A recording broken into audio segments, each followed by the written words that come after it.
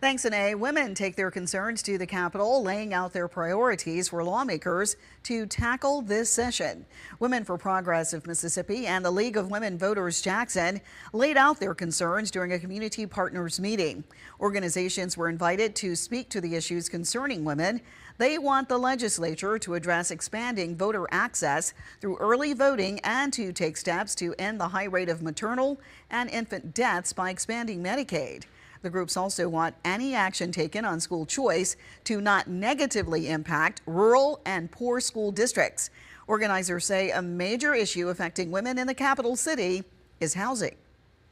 When we talk about education, having families in housing that is sustainable, that is affordable, all of that helps with our children, their mindset when they get to school, that they have a secure place, not only that they leave every morning, but actually come back to. Women for Progress will hold a leadership development workshop January 22nd through the 25th.